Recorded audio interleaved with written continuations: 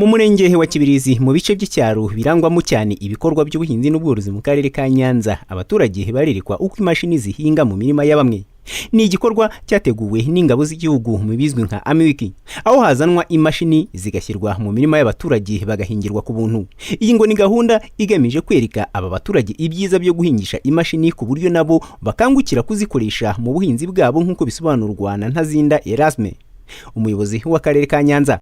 Inyungu irimo harimo inyungu zinyuranye, harimo uko imashini ihinga ahanini igihe gitoya, harimo uko ihinga ubutaka ikabumena ikagera hasi, ariko harimo nuko n'imbaraga imashini ikoresha cyangwa se uburyo amafaranga.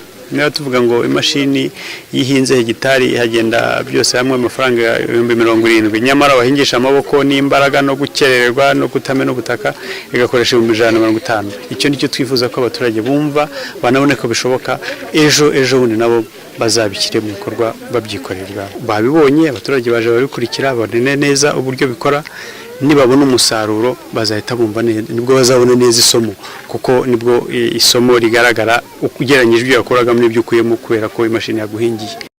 Ngarambe Elias, umwe mu baturage bahingiwe n'izi mashini ku buntu, ngo yatunguwe mu gihe yateguraga amafaranga atari make yo kuhahinga, aho amariye guhingirwa kuri we ngo byamuhaye isomo ku buryo mu gihe cya vuba azakomeza guhingisha imashini niba koko horohejwe uburyo bwo kuzigura cyangwa kuzikodesha.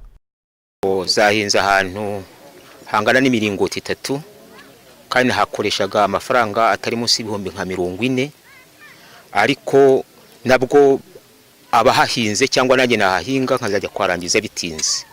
None bigaragara yuko bahinze umunsi umwe, ahubwo imvura ndabona ari itinze kugira ngo duhite dutera ubuzima buhinduke. Bigaragara neza yuko isomo nabonye ari uko ubutaha ku yindi sezo izabikurikiyeho natwe tuzakora ibyo uko dushoboye kose, niba iyo mashini abasha kuboneka tukazifatanya nk'uko n'ubundi duhuza ubutaka, tukazifatanya tukazitumiza zikaza zikaduhingira. Iyo uganira na bamwe muri abo baturage banahingiwe berekwa uko izi mashini zikora, wumva bakubwira ko batunguwe kuko bumvaga izi mashini zivugwa batari bazibona cyangwa ngo babone nuko zihinga. Nyuma y'ibi rero ngo bakuye isomo mu mvugo yabo, bumvikana nk'abagiye kuyoboka iyi gahunda bari gukangurirwa.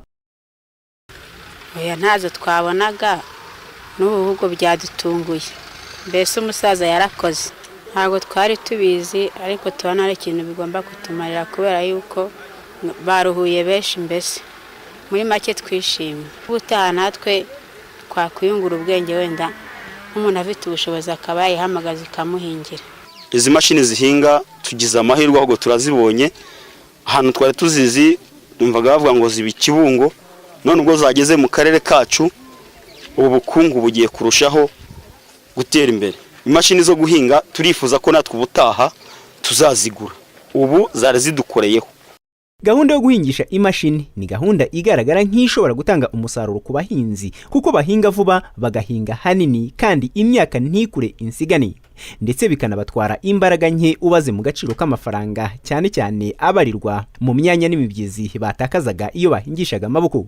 Cyokora nanone ukurikije ubushobozi budahagije bwa benshi mu bahinzi, ntihabura kugaragazwa impungenge z'uko nta wapfa kwigondera iyi mashini ihinga, ariko kubwo kwishyira hamwe bakazikodesha cyangwa bakazigura hakoreshejwe gahunda ya nkunganire, izi mashini zishobora kugera ku bahinzi. Abo mu karere ka Nyanza amatsiko bafite mu kuzikoresha ashobora gufatwa nk'imbarutso yatuma bishyira hamwe bagahingisha izi mashini vuba. Fulgence Kizwera, RoyalTV.